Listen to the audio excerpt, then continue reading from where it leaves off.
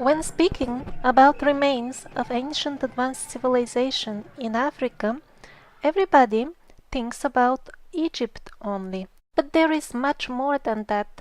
Let's visit a village in Ethiopia. It is called Yeha. The ancient ruins that are found over there show amazing building quality. The sides of the stones or the geopolymer blocks are digitally perfectly even and smooth. They are polished. According to mainstream sources, these lands have been always inhabited by various very simple tribal cultures. And then how come we find these buildings of very high quality in what really looks like antique Greco-Roman style? The quality of this building work in this unknown village is much higher than that of the so-called supreme emperors of Rome, whose main palaces, supposedly the center of power, they are made of mud bricks, while this structure is made of big blocks, some of them reaching 2.5 meters in length. Also, the building style of these megalithic structures, there are a few of them in Ethiopia, is very similar to these that are in Yemen. These photos are from Yemen, just for comparison.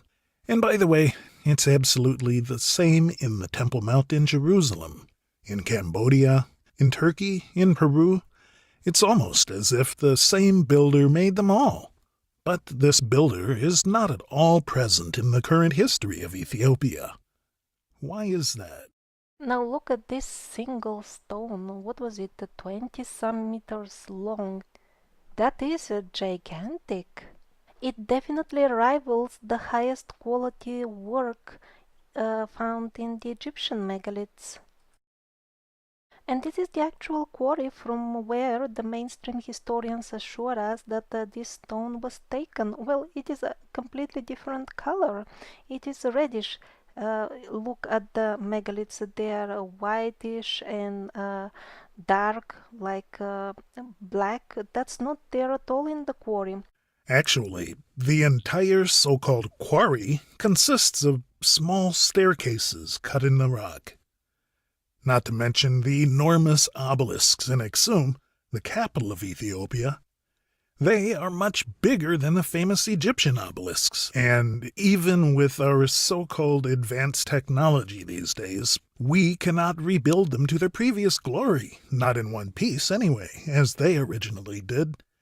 We had to do it in pieces. We couldn't do it all at once. And again, not only the weight of the obelisks, but also the technology that was used in cutting them is far beyond the reach of any primitive tools, no matter how many millions of slaves were laboring for hundreds and thousands of years. These achievements are simply ignored by those who write the mainstream history. They do not mention them, pretend that they do not exist, and continue writing only about mud huts. In the past, the historians, the cartographers, they were well aware that Ethiopia belonged to this culture that now we mistakenly call Greco-Roman. Here, in an old medieval map of Ethiopia, we see a king who to us may seem at the wrong place, but if we believe what we see in terms of ruins instead of what the penguins tell us, then everything falls into place. Another interesting point to consider is that the megaliths of Ethiopia are made of stone that is not available locally. The nearest place where such stone can be found is Egypt. When a group of Russian researchers visited the nearby quarries where the mainstream historians tell us and assure us that the stone was taken from, they were surprised to find out that the stone over there has nothing to do with that stone that is used in the actual megalithic sites. So it's either artificially made stone, which we call geopolymer, or it has been transported over thousands and thousands of kilometers from Egypt or somewhere else, which is, of course, not a problem for technologically advanced civilizations that can fly heavy cargoes anywhere in the world, but it's highly problematic for primitive tribes that supposedly lived in a territory of Ethiopia. Here we go. This is another interesting medieval map. Again, we see some sort of Caucasian ruler. The megaliths in the capital of Ethiopia, Aksum, are also very, very interesting. It's a mixture of perfectly shaped megalithic blocks, hard stone, and the very primitive old stone work as well, almost as if two teams were working side by side. And that could have very well been the case. Just see. They are mixed. It's not that the primitive was made on top of the better, older foundation. And this is a pretty good example here. It seems that the survivor builders were putting their megalithic polygonal blocks. This is the same like Peru. But this is Ethiopia, but it looks like Peru. Or Turkey or Japan. Absolutely the same. Look at this. Same polygonal masonry. No gap between the stones. Huge sized blocks. So these are the survivors. And then the rest, the rough, low-quality work beside them, is the work of the simple tribal people that were building alongside them. Or at least that's one of the possible scenarios. Another possibility is that initially the full building was of high quality and it got destroyed later on, and then the tribal people tried to repair it themselves. Now, here another parallel with the megaliths of Yemen. They basically look identical to those in Ethiopia.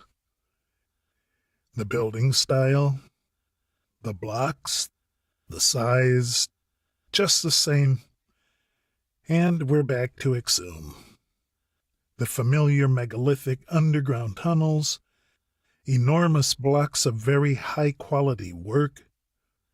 Everything is so polished, even the sides that do not show. The sides that are facing other blocks, they are also polished to perfection. That is why there is no gap. There's no mortar between the stones. And, as usual, we see the survivors-style clamps as everywhere else in the world. Here, even the original metal has survived. The connection between the culture that I call the nature people, the survivors, and the ruins in Ethiopia is not confirmed just by the style, but also by the writing found on those ruins. Now we call them European runes and Slavic runes, but apparently they were not exclusive to that region, so again the name given by the mainstream historians is not really suitable. Here we are still in Ethiopia and we see a very familiar symbol. In the previous episodes we saw it on the headwear and other symbols of the Japanese samurais, of Lord Shiva in India, on the flags of the native nations of South and North America. Of course, it is all over the flags of medieval kingdoms in Europe. They all belong to the same culture. That's why the building style is the same, and the symbols are the same everywhere.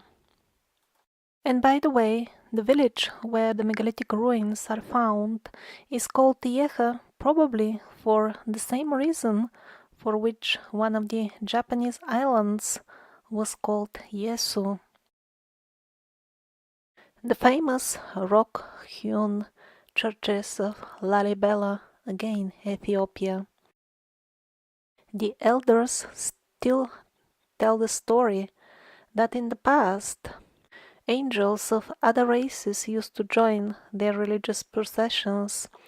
And how were the churches made? That's a lot of work, by the way. The people used to work during the day, and at night, the angels used to do the work.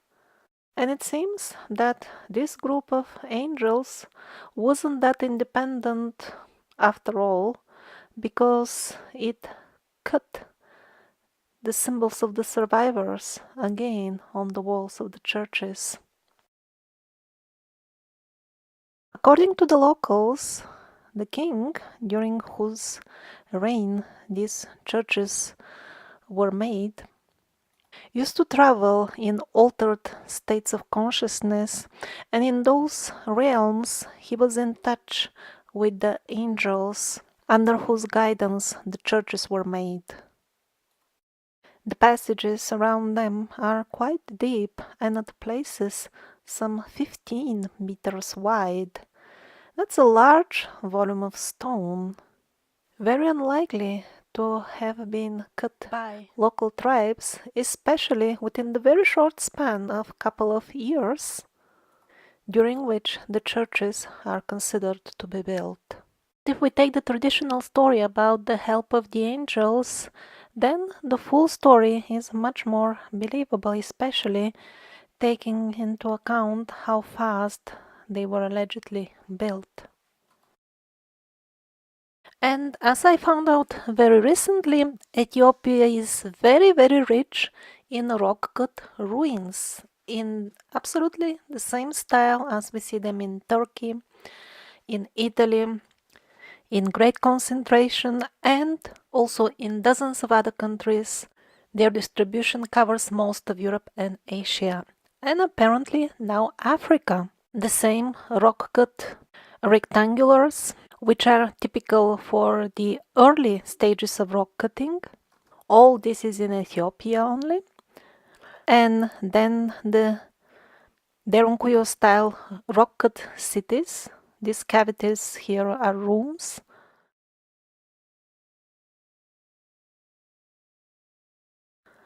And then we find even the last wave of rock cutting also in Ethiopia. These arches, same like those of Turkey, Armenia, Italy, Spain.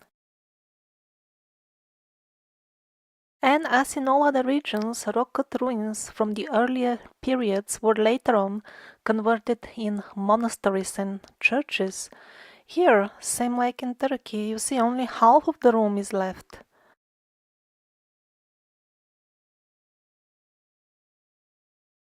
That is why they had to add patches, otherwise the rooms would be useless. The monks would roll down the cliff as they sleep, for example. So this is an example of rooms that have been patched, while this here, they did not get patched. Everywhere the same trick. The mainstream historians pretend not to see that it is patched and persistently misrepresent the sites as being only Christian. Again, the patches are obvious. Here, some of the rooms have been reduced to mere scars in the bedrock. If the full thing was as recent as we're told, then where are the remains of the rest of the structure? Even if the structure was destroyed suddenly, then it wouldn't need such a long time to erode. Still, there should be the remnants in some form. But everything has been washed away or disappeared. Same like with this Greek island. Massive rock-cut ruins. Just look at the width and height of this street or channel, or I don't know. Premises, rooms, deep underwater, well underwater. So what they do, they call the rooms caves, which is quite misleading because a cave is a natural formation. These large basins, they just ignore them because these are beaches, so apparently we can ignore them. But in one of the better preserved rock-cut rooms, somebody put some Christian paraphernalia, and now that is immediately recognized as historic site. This is Christian. This is allowed to exist in their history. And now back to Ethiopia, where not only we had the older so-called European runes, which are actually worldwide runes, but also later on, during the era of Christianity, people used writing very similar, if not identical, to what most people would call Cyrillic writing.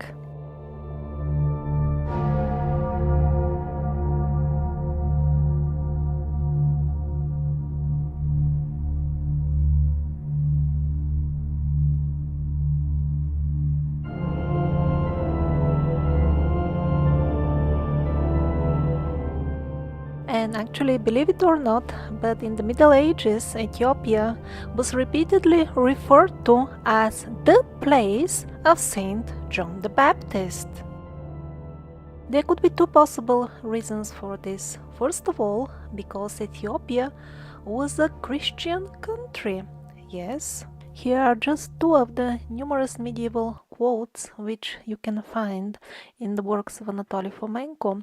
It describes Ethiopia as a place of monasteries and bishops. It also specifies the dark-skinned monks outnumbered the white-skinned. So probably there weren't that few pale-skinned anyway. And the other reason for which Ethiopia was the place of Saint John the Baptist could have been that, believe it or not, but in the Middle Ages, Ethiopia was to be found primarily in Europe, in Africa as well, but it was a European phenomenon. Yes, in the medieval books, the name Ethiopia was very often always related to, let's say, Germany or Siberia, things like that. Now, what we now call Ethiopia was called Abyssinia, mainly, so to say. Of course, other names would be used, like here, it is called India, nowadays Ethiopia. Okay, to make it more clear, even than that, here is your Ethiopian Ocean. Of course, thousands of kilometers away from any Ethiopia. And that map was not an exception. This was the norm here as well. Ethiopic Ocean. In modern language, the Southern Atlantic Ocean. So what is going on here? It is very important to understand what's going on. In the relatively recent past, they changed almost all geographical names. And that was done with the specific and very clear intention in mind to make old texts and old maps, which by chance have escaped parasitic destruction, unreadable and not understandable for the people who would come in future. So that's how they took care of the written history. Now let's see, how did they take care of the actual historic sites? Let's visit a site located in the very capital of Ethiopia, Addis Ababa. Ironically, located just outside the city's main university, in the area which is currently devoted to trash disposal, the ruins of an impressive medieval, so-called European-style fortress still stick out here and there from the trash. At places, the walls are preserved, even up to a height of about 4 meters. Remains of many towers are still seen, and the full fortress has a very regular pentagonal shape, something which is typical for the so-called European star forts. The place is neglected to such an extent that I couldn't even discover its name. Just travelers talk about some ruins next to the University of Addis Ababa, where they must be teaching history, I guess. Do they?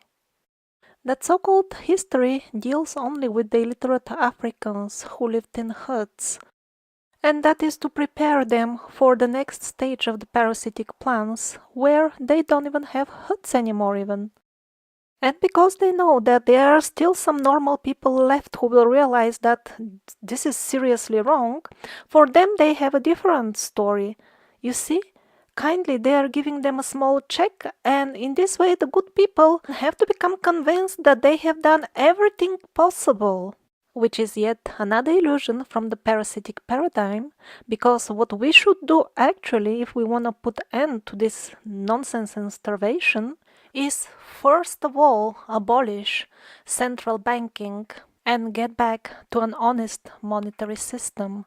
And once the packs of banksters no longer can create unlimited free money for themselves, then they won't be able to buy off entire countries as they do in Africa now, and the earth will slowly recover from the dark ages of the banksterism, and people of different color will again live like before, along each other as equals. Excessive hoarding of money should be also declared illegal. These artificial gaps in the society between rich and poor are only artificially created in order to keep us in constant fear and to instigate hatred. We no longer need politicians who waste our time with small talks about reforms, adjusting the conditions of slavery. We need politicians who will end up the slavery to the banksters.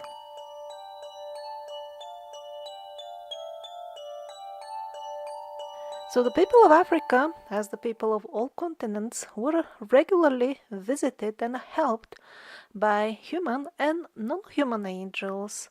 For example, the story of the tribe of the Dogons is somewhat different. Their angels came from Sirius, the star of Sirius. Some researchers found also confirmation to this legend that the people of the tribe tell in terms of advanced astronomy knowledge, which the Dogons could not have obtained in any reasonable way, keeping in mind their relatively primitive lifestyle.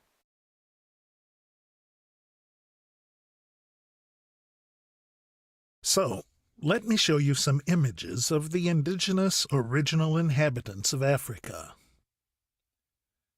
No, there's no confusion with the images. It's them. It's the Berbers.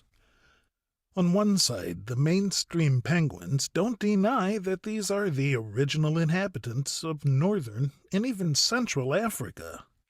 And on the other hand, they assure us dark-skinned people live in Africa because they were fried under the sun for many thousands of years, and that is why they became black. So how come some were getting fried and became black, and others were there in the same furnace conditions and remained rare and uncooked? The proper method for spotting and exposing liars has always been the same. As they continue to fabricate new and newer stories, the mountain peak of lies becomes so high that it's impossible anymore for all the stories to match. Actually, as you saw in the previous episode about Australia, I believe, the Berbers simply belonged to that initial wave of survivors' culture. As we call it, the people who tattooed their faces.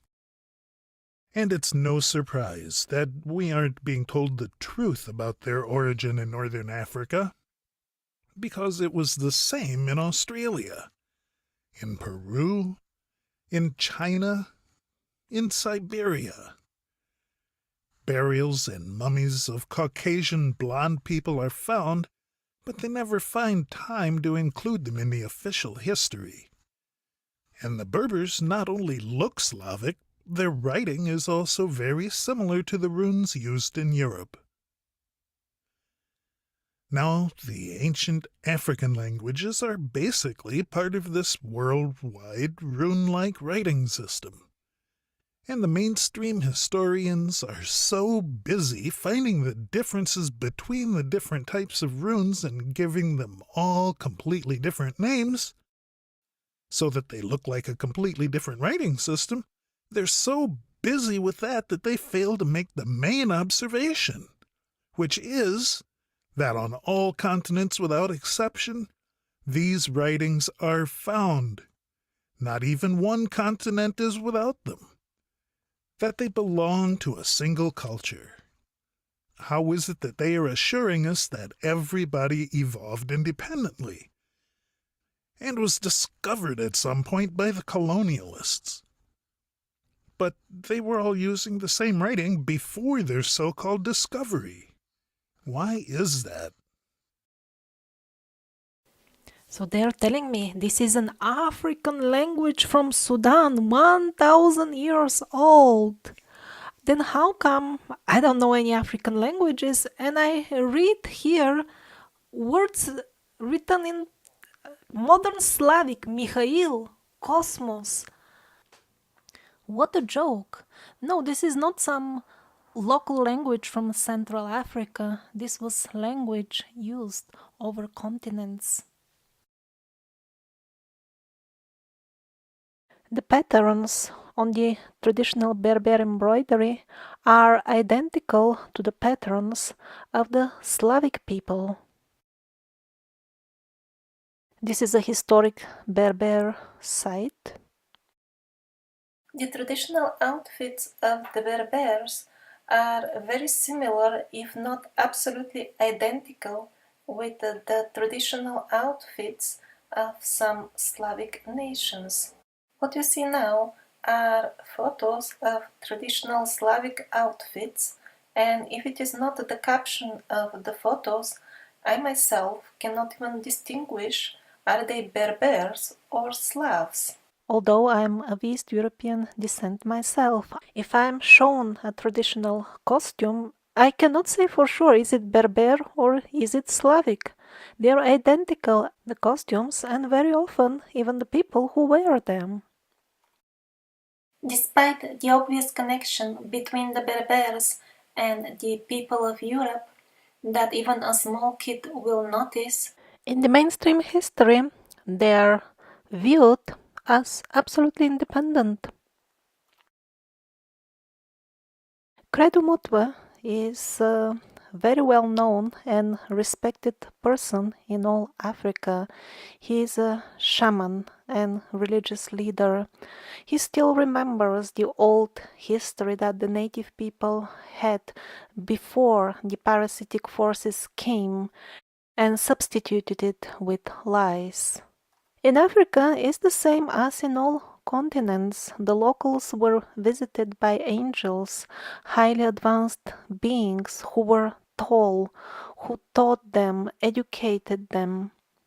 The locals called them Muzungu.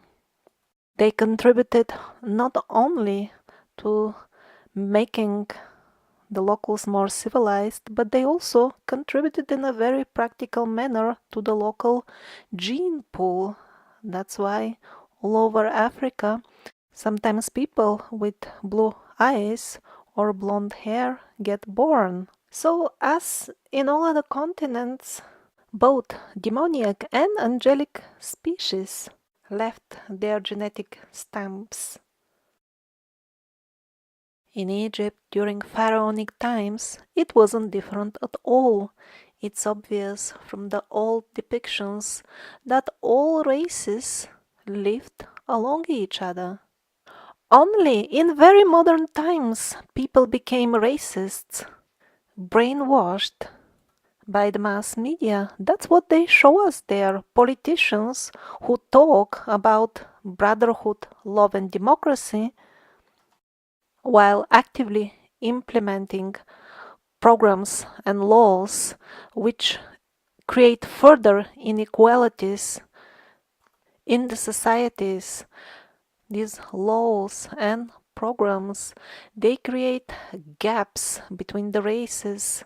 And this very modern phenomena of the racism is further nourished by shameless, fraudulent interpretations of history or straightforwardly fictional events which they are telling us. Like, for example, the situation with slavery. Things were radically different from what they are telling us. We will review slavery later on. Now, let's see what kind of people actually were buried in pharaonic times. King Tutankhamun's DNA shows that he was a Caucasian person. I wonder how many of the other pharaohs they've tested. Are any results published? But still uncomfortable facts leak out here and there now and then. Like, for example, in this cemetery, with some 1 million mummies. And very carefully near the end of the articles, the mainstream newspapers mention that many of the mummies inside were of blonde or red-haired people, and, surprise, 213 centimeters tall. As far as I understand, they actually closed this cemetery excavation, but some of the bodies were found some 30 meters below ground level. That is pretty darn deep for a burial. The burial is not that extremely old, as we can see from the stage of preservation of the bodies, and yet how did this massive amount of 30 meters of soil pile up around them? And now we reached the topic of the mysterious land masses and sand masses in Egypt, a topic which doesn't get at all the attention it deserves, because it could prove pivotal in revealing the true history of ancient Egypt, as we call it. Actually, some parts of the story are not at all ancient. And the main points here are that there is evidence showing that in pharaonic times the region of Egypt was a tropical habitat, very pleasant for habitation. On the other hand, we have evidence that it turned into a desert within a flash, while at the same time, if you open the official information on Sahara, you will find all that talk of the wind and the rivers grinding rocks into sand for millions and billions of years. Again, the full thing stinks after fraud, because the stories, they don't match at all.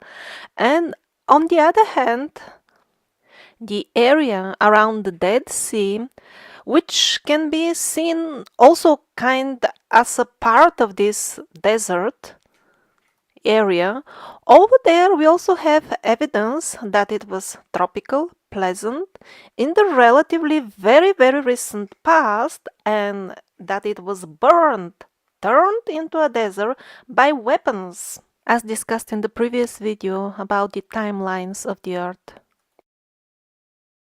That made me remember a mainstream history documentary that I saw years ago on a mainstream TV channel, where archaeologists were excavating villages that were swallowed up by the desert in Egypt. The picture that their excavations revealed was pretty sad. People were lying around there as if frozen in their daily activities, on the doorsteps of their homes, in the rooms outside, doing their daily activities. They were not buried. It really happened in a flash. In Egypt, they certainly didn't have the tradition of leaving the bodies of their relatives to lay around in their houses.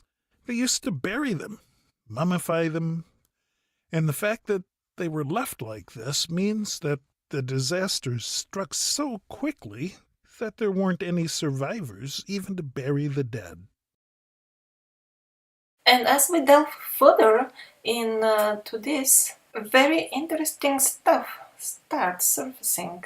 A very simple question. There is a whole lot of sand out there in Sahara, really lots of it. How did it end up over there, moreover in a flash? We are being assured by the mainstream science that Sahara formed absolutely naturally, and they are telling us that with such a certainty, as if they were first-hand witnesses when it was made. In reality, that idea is only a speculation, non-confirmed hypotheses.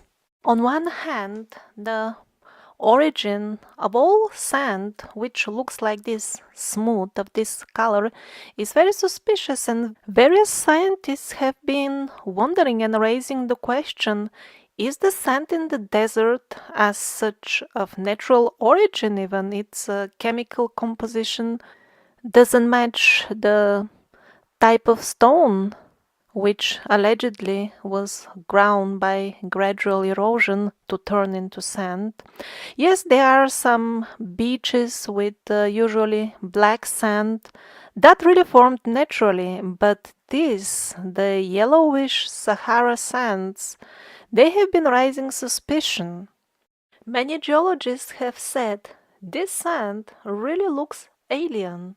And if one tries to discuss this point about how Sahara appeared all of a sudden so recently within a very short geological period, um, the mainstream people will try to go around the subject with vague things like the rivers must have carried it. Really, what kind of a river can carry this much sand? It will get clogged in no time. And from where did it carry it? Was there another Sahara somewhere else? And all of a sudden it packed and moved to the place of the current Sahara?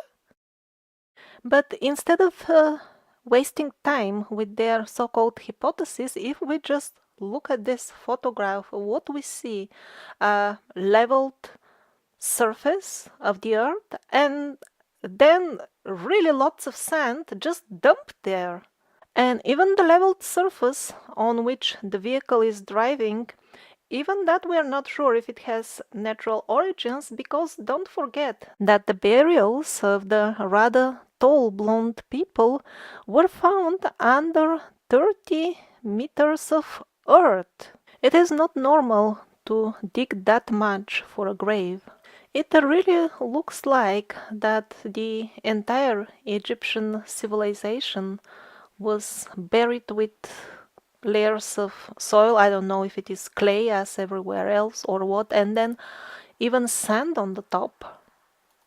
After all, that seems to have been the standard procedure over the ages. For example, in Turkey, this very interesting site of Nimrud, the main structure is covered with a pile of very industrially looking gravel. Of course, the mainstream version is that primitive chaps dragged it in baskets on donkeys and mules. But in this penguin fairy tale, they conveniently skip to tell us the part of how did the lords of the mules and donkeys produce all this gravel. It's a very uniform size, it's very clean. You can't just collect this out there on the hills nearby. It has to be manufactured somehow. Also, Teotihuacan, and a couple of meters of clay. Massive amounts of clay would have been needed to cover the city. How did it land there? Another example of selectively burying historic sites under clay is the Great Pyramid of Cholula. Again, it turned out that the mainstream stories of how it was buried were a deliberate fraud, as shown in previous videos.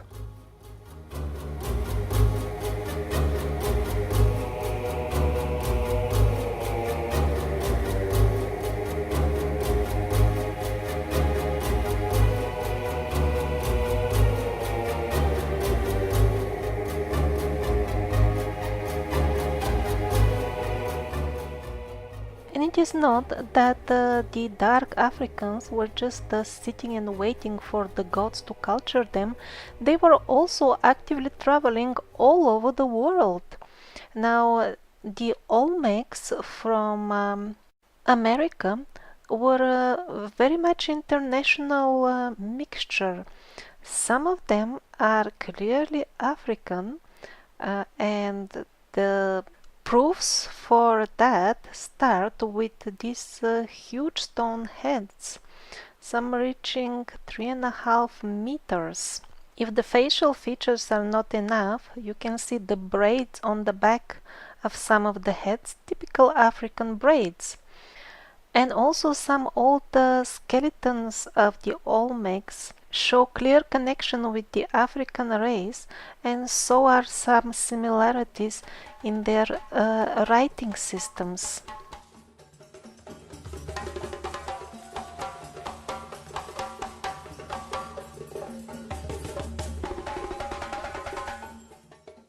Few more African faces from South and North America.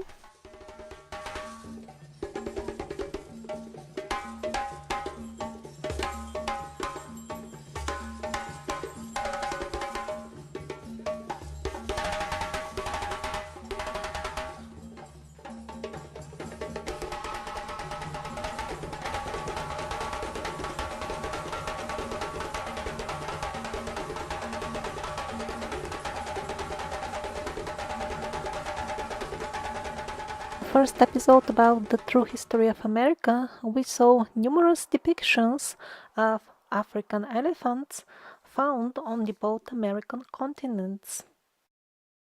The connection between the languages and inscriptions found in various locations in both South and North America are again proof of international relations.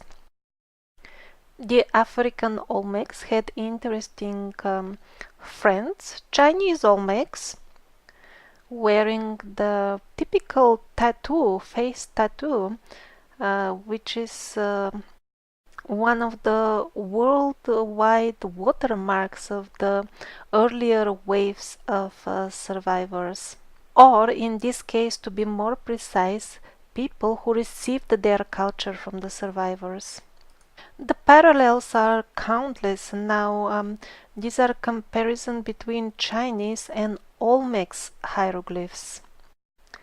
Now we have successfully managed to wipe out all Aztecs, which makes it very easy for the mainstream historians to tell us that they looked like native people, like Native Americans, but the photos show otherwise. Not necessarily all Aztecs were of African looks, but certainly there were some amongst them, as shown on this Pre-Columbian mural.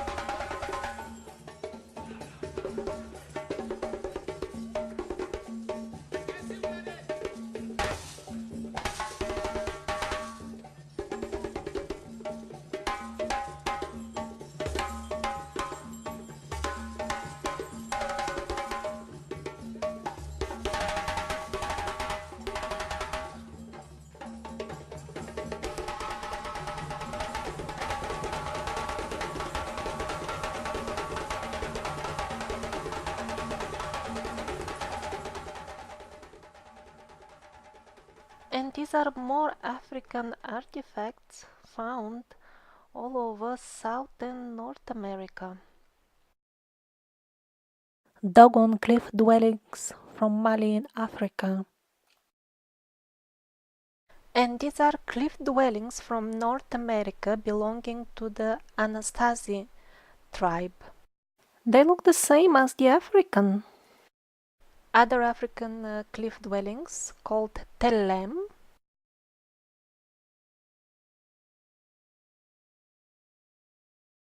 Africa also had its castles in a style which is typically European, at least for those who listen only to mainstream historic sources.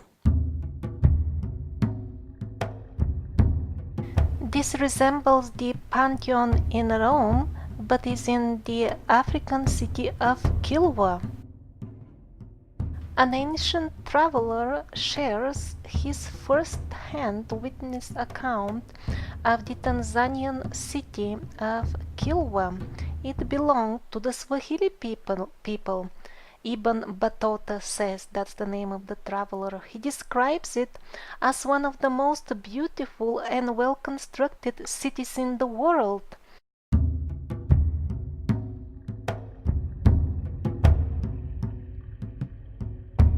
We have been led to believe that ancient Africans were jumping naked after bananas, while only we in Europe were building things like this, but this is in Mogadishu, Somalia. This is Mogadishu some 100 years ago, when people were still enjoying the culture left by the survivors for them. But after the people of Somalia accepted the new history and the new paradigm and the new advanced civilization, this is what happened to them. We don't know how many millions or even billions are pumped into that region coming from funds for spreading democracy, keeping peace, and other shameless lies, while I have heard from people who have been personally there that the situation with the so-called wild pirates has absolutely nothing to do with what we are told by the mass liars media.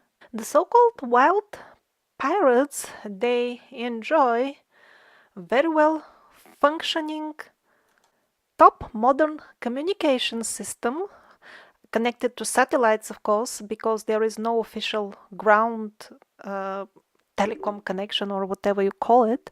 So what to speak of anybody fighting them? They're being given help to destabilize the region. Africa was well connected to the world, with modern, for its time, poets, and was minting its own coins. Coins that were used as far as Australia. At that time, the African people were respected as members of this worldwide culture, and were traveling freely, not as slaves. This clearly African person lived on the shore of the Black Sea. As we saw in the previous episode, people from Africa, wearing typical African skirts and accompanied by live giraffe, were even depicted on the walls of an Indian temple. And on the other hand, Indian artifacts are found in Africa. Africa was not at all backwards. We've been lied to about it. And the reason for which they want us to believe that Africa was backwards is to convince the people of Africa to accept the fraudulent loans of the Western banks. And once they fall into that trap, the land is owned by the foreign big corporations, the people are driven away, either killed or starved. Local criminals are put in the respective governments, all financed by the funds for spreading democracy. And whoever has been left alive by the wars, from the simple people, they can fend for themselves on the garbage piles.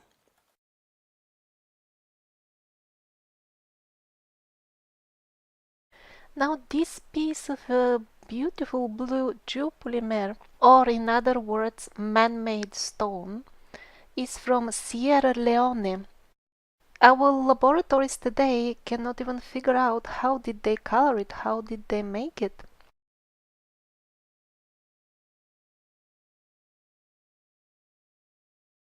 This site is in Ghana and very much resembles the European so-called kurgan structures. Now look at this African ruler or king, I don't know who is he, important person from Benin. He looks exactly like European, his color and hat and outfit, everything.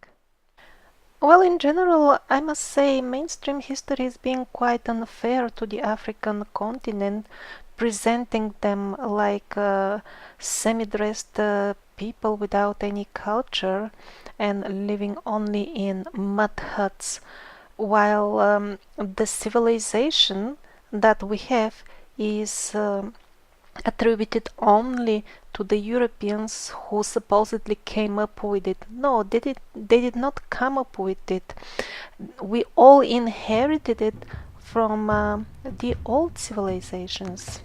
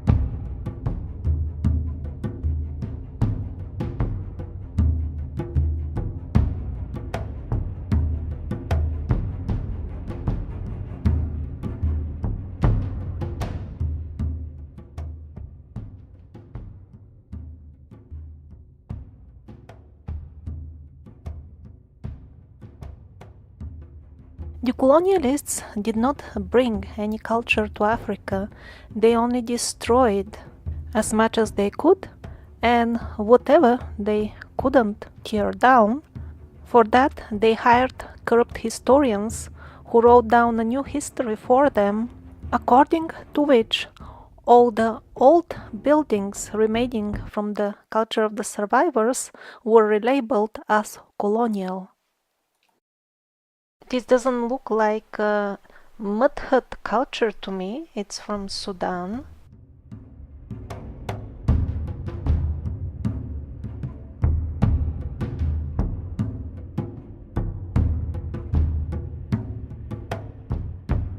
The southern parts of Africa are home to millions, yes, quite few millions of circles. Some of them are simply earthworks, while others are proper stone ruins, some of them quite impressive. Official archaeologists are not interested in them. They don't conduct any excavations on them, which is of course a sure sign that they will not fit in their expectations. And indeed, these circles are somewhat odd. Many of them don't have doors or windows. Apparently, that means not much to official historians, and they continue referring to them as cattle compounds, built for all kinds of flying cattle, apparently.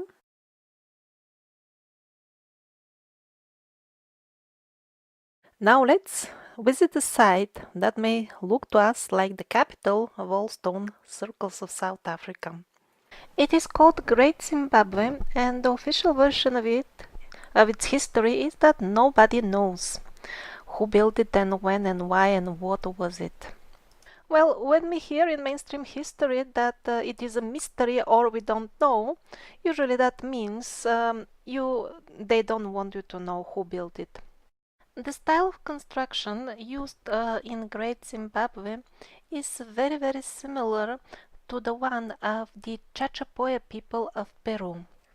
This is Zimbabwe, the site is called Kami, and this is in Peru.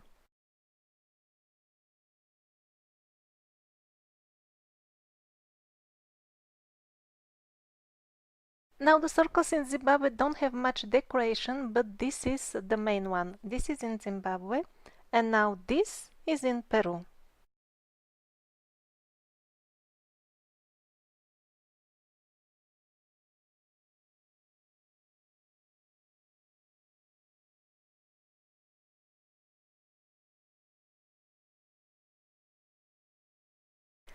Now the bird symbol is considered the emblem of the great Zimbabwe site. It is definitely the main one over there. So what we have in the Chachapoya culture? Same bird and even the same zigzag pattern. Who were the Chachapoya people? They were red-haired and belonged to the Caucasian race. That is clear from their mummies that are found in Peru. We don't have skeletons from the people who built Great Zimbabwe, but we have an interesting medieval painting. Maybe this interesting African tribe from Zimbabwe had something to do with the architectural ideas of Great Zimbabwe, or maybe even building it. Why not? Of course, for mainstream history, this is unacceptable heresy, and that's why they labeled it fanciful depiction. It's a typical approach that they do with all ancient maps and sketches and drawings that don't fit their ideas. If you want to get a real feel of how was it to live in this type of dwellings, you can visit the Italian village of Alberobello, where we have that very same style of architecture, but much better preserved.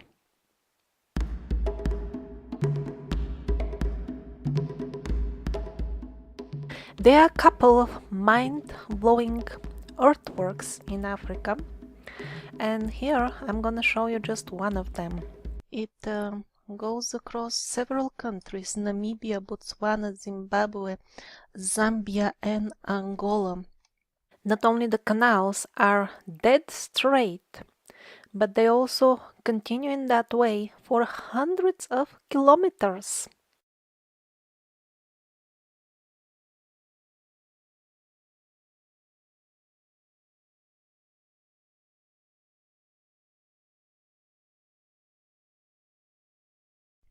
Now this is just one single canal. It is half-kilometer wide. This is just huge. Now the straight lines, dead straight, go on for over 400 kilometers. And I even haven't marked all of them. This continues here as well. These are also canals, so it is much more. Yes, much more. Hundreds of kilometers. Was this made by primitive people living in mud houses and carrying the earth in baskets? I personally cannot believe it because, first of all, the amount of time invested, if somebody starts calculating, will reach a dead end to start with. And second of all, if the work was engineered and carried out by simple people on ground level, it would have followed, most likely, the natural curves of the terrain, which it doesn't. The scale of the full thing leaves the impression that it has been done from above. These are hills. I mean, did they really dig by hand, dig out the hills and remove them? No, I really don't believe this. The area covered by this particular system is at least some 1,000 kilometers in diameter. This is huge. You can fit a couple of entire European countries in it. So what is the purpose of this enormous canal structure? Initially I thought it's actually irrigation, but later on, as I noticed one detail, I think most likely it was something else, because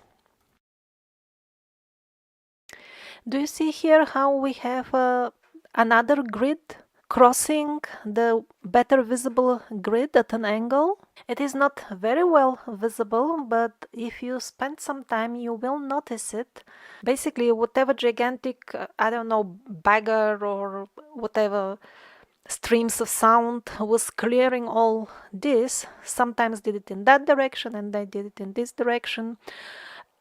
So it looks like they were doing something with the area, clearing it up, leveling it, or so many other possibilities. They could have been testing the earth below for something to mine, or this is part of some sort of mining, or maybe it was a weapon, or maybe they were simply archiving parts of the earth for the future civilizations to come, or maybe because the earth is an artificial creation as such anyway, maybe these are patterns left from the time when they were shaping the earth, like they grew a couple of mountains made of stone, and then exactly like an artist plays with the clay, maybe they, yeah, let's make a valley here.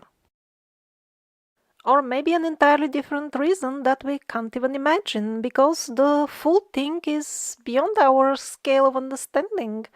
I mean, what kind of technology do we have nowadays that could make meters deep rows in the ground for hundreds of kilometers in a perfectly straight line?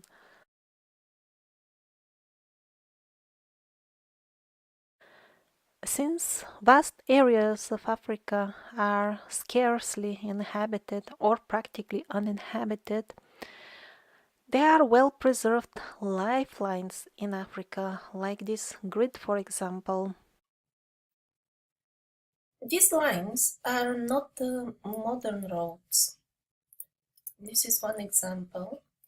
A line, actually, this is a dam and a line next to it. Some sort of farm and modern road here. This is the line. It's definitely not another road because here is a usable road, and it goes through terrain that doesn't allow cars. You know, there is water, there's it's uneven, so this is one of the many instances that proves that these lines are not some sort of modern roads. Now here a line can be compared to actual modern road. This is the modern road that is servicing these power poles or whatever it is.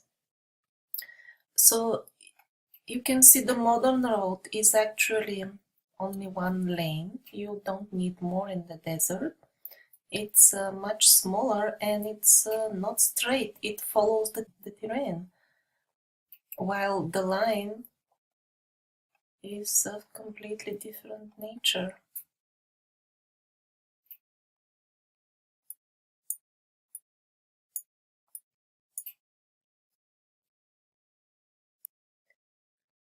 Again, another example that shows that these are not roads. Again, here the lines are crossing terrain that is not suitable for cars, and also the cars would use this proper road.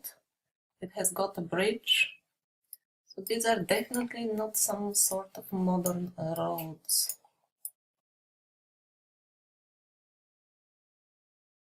Another example of a line crossing terrain that is not suitable for a road. So these lines are not made recently as roads. This is the road, it has got a bridge and the cars can use it. This cannot be used by cars. Another proof that these lines are not modern roads, you see some sort of unusual crossings and angles out there in the desert. I mean, what is the need of a crossing here? And it's not following the terrain. If it was a car track, it would be like this.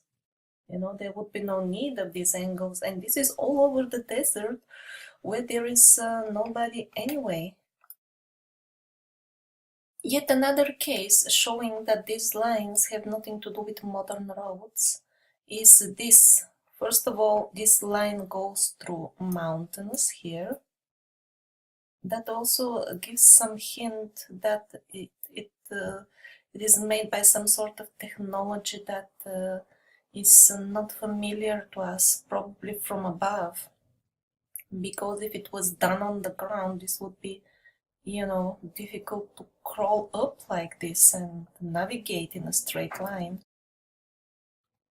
So not only it goes through mountains, but also it crosses the road. Here there is no crossing, the cars are not using it.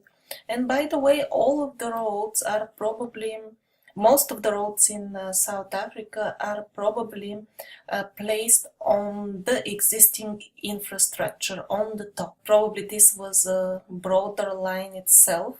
Here are on the side still the remains of that broader line. Now this is interesting. The lines are here on very steep and not hospitable terrain of deserty mountains. This is how the mountains look like. And still there are lines on the cliffs themselves. Here, here, and they continue. They continue. This is impossible for a car, for a modern car, to have done this. And yet the lines continue, which is another proof that they were made from above with some sort of technology. Not only these lines are obviously not roads, but also they are not fences for cattle, because there is a lot of cattle industry in these semi-deserty parts of Africa. You don't put a cattle fence going off cliffs or crossing highways. Also, for obvious reasons, in this area the farmers don't use like permanent heavy fences, but they use this type of fences, which do not mark the land as such. What to speak of the very thick lines, which can be thicker than modern roads even. And even if somebody argues that, you see, the fence itself doesn't make a line, but there is always a road next to it made by the farmer who is servicing the cattle. Well, anybody can open Google Earth himself, and all the dirt roads in the countryside, they're clearly visible. They look like a pair of tracks next to each other, and they do not look like the lifelines. Kind of dams. This must have been a very old dam. Definitely it's not a modern creation. It's so eroded.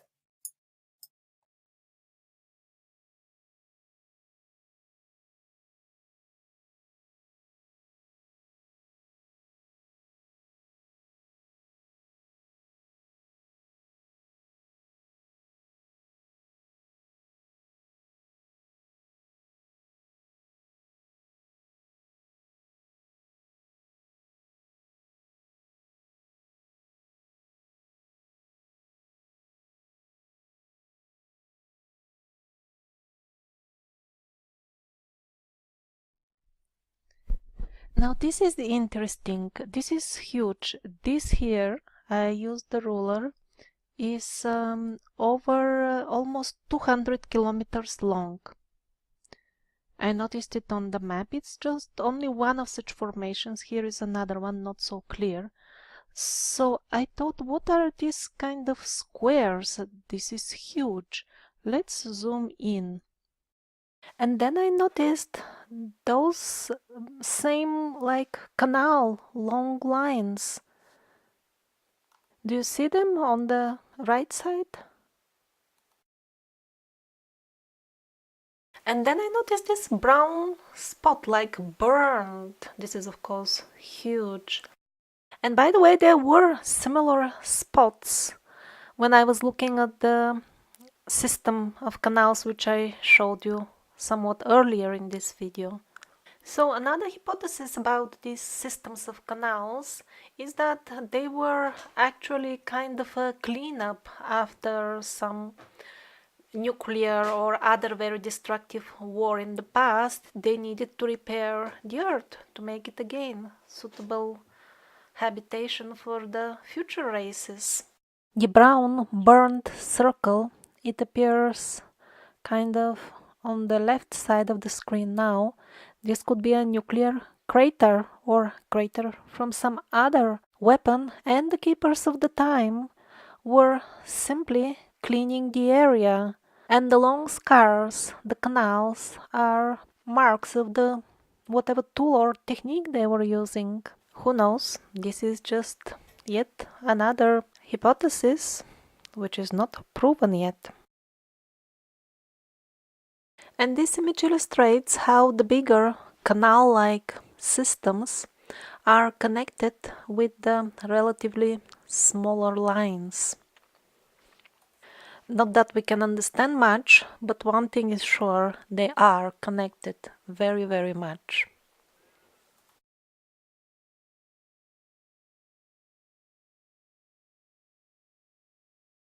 So there are interesting pieces of glass in the Sahara Desert. Similar glass sometimes has been the byproduct of modern nuclear tests. Is it possible that this glass is a leftover of some war that we don't know about?